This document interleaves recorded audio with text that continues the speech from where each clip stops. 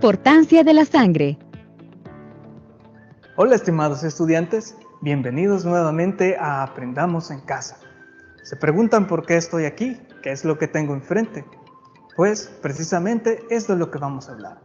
Esta vez vamos a utilizar otra temática que es complementaria a lo que hemos venido desarrollando antes. Hablaremos de algo que todos tenemos por dentro. Vamos a hablar de la sangre. La sangre es mucho más que un fluido. La sangre es una mezcla compuesta y se considera un tejido. La sangre tiene muchos implementos, sobre todo una carga celular muy grande y diversa. ¿Te parecen muchos conceptos? No te preocupes, vamos a abordarlos todos poco a poco. Vamos a hablar sobre mezclas, vamos a hablar sobre fluidos, vamos a hablar sobre células y pues vamos a hacer todo eso como lo hacemos siempre, comenzando por un poco de historia. Veamos. La sangre ha fascinado a la humanidad desde tiempos remotos. En las culturas mesoamericanas era sinónimo de la vida misma y de la fertilidad.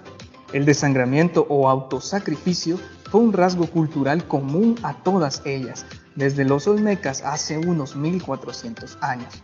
Los gobernantes mayas incluso ofrecían su propia sangre en rituales para enviar un mensaje a la divinidad. En Europa occidental, hasta el siglo XVII, la medicina era dominada por la teoría de los 4 humores. Esta sostenía que el cuerpo humano se compone de 4 sustancias básicas o humores: la sangre, la bilis negra y la flema. Extrañamente, se pensaba también que esto influía en la personalidad. El estudio científico moderno de la sangre comenzaría con William Harvey, quien describió el primer tratado sobre la circulación sanguínea del que se tiene conocimiento. Fue probablemente Marcello Malpighi, en 1661, quien describió por primera vez a las células sanguíneas como pequeños átomos rojos. Ahora sabemos que no son átomos. Bueno, en 1674, Anton van Leeuwenhoek también envía sus observaciones sobre glóbulos rojos y realiza algunos dibujos de ellos. Hubo que esperar bastante más tiempo para que se descubrieran otros componentes como los glóbulos blancos y las plaquetas que estudiaremos a continuación. Bien, hemos visto cómo la sangre ha sido muy importante para la humanidad desde tiempos muy remotos y cómo muchos de sus componentes fueron también difíciles de observar. Afortunadamente hemos contado con muchos científicos que pusieron gran empeño y esmero en poder determinar la estructura de cada uno de sus componentes. Ahora veremos cuáles son estos. La sangre es un tejido muy especializado presente en diversos organismos animales. Es tan diferente a otros tejidos que se presenta como una mezcla fluida muy compleja. Al decir que es una mezcla fluida, entenderemos que el tejido está formado por varios componentes, algunos de los cuales son acuosos. Así, la dividiremos en 2 tipos de componentes: las células sanguíneas y el plasma. En conjunto, estos componentes realizan las siguientes funciones: transportar oxígeno y nutrientes a todas las partes del cuerpo para que puedan seguir funcionando. La sangre también transporta dióxido de carbono y otros materiales de desecho hasta los pulmones, los riñones y el sistema digestivo, que se encarga de expulsarlos al exterior. La sangre también lucha contra las infecciones y transporta señales químicas por todo el cuerpo, por ejemplo, con las hormonas. Así también interviene en mantener el calor corporal. Ahora, retomemos la idea de los componentes. El plasma sanguíneo es un fluido amarillento donde viajan las células sanguíneas gracias al impulso del corazón. Representa más de la mitad del volumen sanguíneo. Es un 90% agua, mientras que el resto es mayoritariamente proteínas, pero también iones, aminoácidos, lípidos y gases. El plasma es el principal medio de transporte de nutrientes y de productos residuales. Bien, el componente celular de la sangre lo podemos dividir también en categorías. Básicamente serían 3 categorías principales que podemos observar en el modelo. Lo primero son los glóbulos rojos, también llamados eritrocitos, los glóbulos blancos, también llamados leucocitos, y las plaquetas, también llamadas trombocitos. Vamos a comenzar por los glóbulos rojos, que son los más abundantes en la sangre. Los glóbulos rojos tienen una forma aplanada y con dos depresiones a cada lado. Esta forma le permite a ellos tener una mayor superficie de contacto para cumplir con su función principal, que es el transporte de oxígeno y de dióxido de carbono. Es curioso que la forma de estas células se debe a que carecen de núcleo y por eso se aplanan de los dos lados. Es extraño porque básicamente los glóbulos rojos son como descerebrados, por decirlo así. Aún así, pueden vivir aproximadamente unos 4 meses en los que están recorriendo todo el cuerpo. Estas células se producen en la médula ósea, es decir, adentro de los huesos, y pueden ir tan rápido por el cuerpo como recorrerlo en unos 20 segundos. Esto se debe a la presión que está haciendo el corazón y que los impulsa alrededor de todo el organismo. Ahora, el color rojo se debe a una molécula que está presente en toda la superficie. Esta molécula es la que se llama hemoglobina. La hemoglobina es una molécula que básicamente está formada por una globina que tiene un grupo llamado hemo. Ese grupo se llama hemo debido a que puede cargar con un átomo de hierro. Este átomo de hierro, si te has fijado, precisamente es el que le da el color rojo, sobre todo al cargarse de oxígeno. Digo si te has fijado porque seguramente has visto el óxido de hierro, que tiene un color rojizo, y algunas veces tal vez pudiste haber probado la sangre, claro, como un accidente. Si pruebas la sangre, verás que tiene un sabor metálico, pues ese es el que le confiere y que tiene en toda la superficie un glóbulo rojo. Y al tener esa forma achatada que mencionamos antes, implica que habrá mayor superficie donde pueda cargar el oxígeno. Mientras el glóbulo rojo va por todo el organismo cargando ese oxígeno, lo va liberando y lo va depositando en los diferentes tejidos del cuerpo. Al mismo tiempo, esta molécula de hemoglobina puede cargarse de dióxido de carbono o CO2. El dióxido de carbono o CO2 luego se libera en la atmósfera. Los glóbulos blancos, también llamados leucocitos, presentan núcleo y son incoloros en la sangre fresca. Su principal misión es la defensa del organismo frente a agresiones contra los patógenos externos. Esta función usualmente la realizan fuera de la propia sangre, puesto que tienen la capacidad de atravesar la pared vascular y actuar en los tejidos aledaños. En realidad, utilizan el sistema circulatorio para desplazarse por el organismo. Por eso se dice que los leucocitos también son parte fundamental del sistema inmunitario. El sistema inmunitario ayuda al cuerpo a defenderse de las infecciones. Hay varios tipos distintos de glóbulos blancos que se encargan de combatir estos gérmenes, como las bacterias y los virus.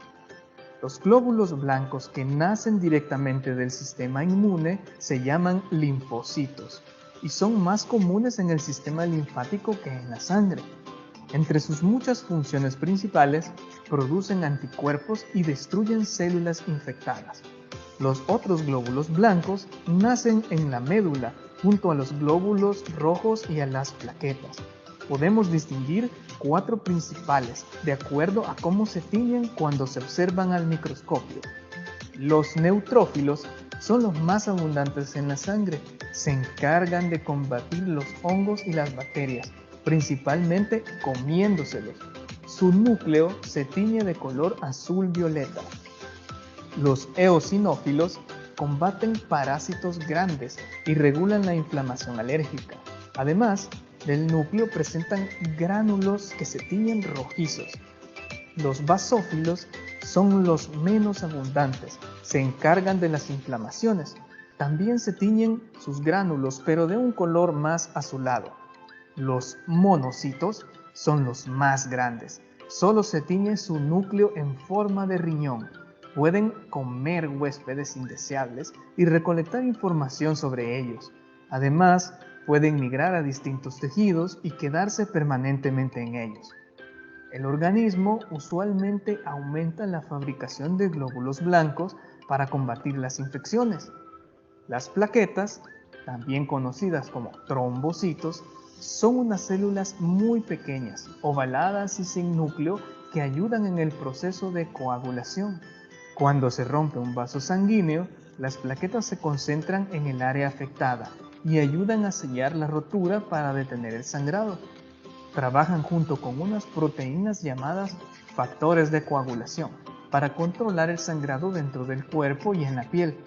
Las plaquetas solo sobreviven unos 9 días en el torrente sanguíneo y son sustituidas por nuevas plaquetas que se fabrican también en la médula ósea.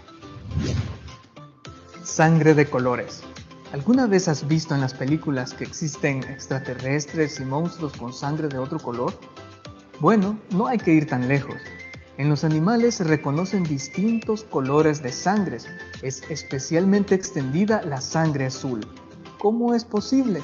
Bien, si el color de la sangre se debe a la hemoglobina y a su hierro central, aquellos animales que posean otra sustancia para transportar el oxígeno, así los crustáceos y arácnidos presentan la hemocianina.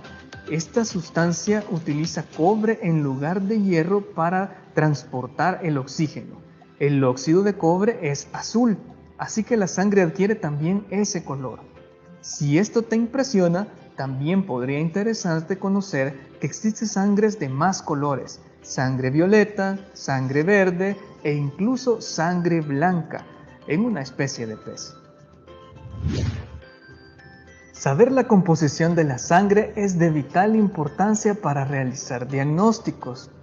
Por ejemplo, si tienes unos niveles altos de leucocitos, puede significar que tienes una infección y es necesario posiblemente brindar algún tratamiento.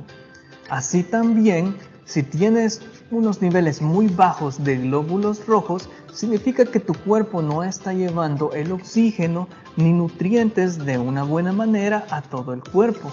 Esta condición está relacionada con la anemia.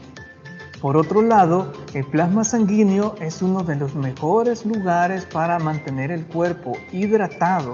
Por tal razón es que en los hospitales utilizan el suero intravenoso.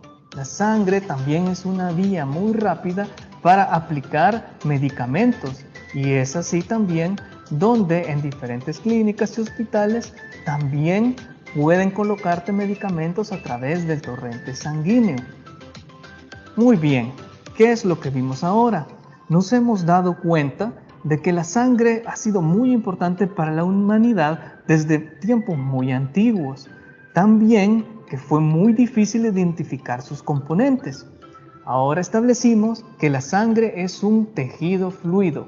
Como un tejido, tiene una parte que es celular y otra parte no celular a la que llamamos plasma. La parte celular la podemos dividir en 3 grupos: los eritrocitos, los leucocitos y los trombocitos. La sangre así también realiza una serie de funciones muy importantes para el organismo. Por ejemplo, transportar los nutrientes, llevar el oxígeno, recolectar los residuos. También mantiene la comunicación entre las células. Por otro lado, la sangre es importante para mantener el calor corporal. Ponte a prueba. Ahora veamos cuánto hemos aprendido respondiendo las siguientes preguntas. ¿Cuáles son los componentes de la sangre? Si respondiste plasma y células sanguíneas, estás en lo correcto. ¿En qué parte de nuestro cuerpo nacen los glóbulos rojos? Si respondiste que en la médula ósea, estás otra vez en lo correcto. ¿Cuál fue la función principal de los glóbulos blancos que observamos? Si pensaste en combatir agentes infecciosos, estás en lo correcto. ¿Qué forma tienen las plaquetas? Son ovaladas, aunque al activarse pueden cambiar esta forma. Muy bien, lamentablemente hemos llegado al final de nuestra clase. Espero que hayas aprendido y también que te haya gustado. Recuerda mantener tus medidas sanitarias y continúa aprendiendo en casa.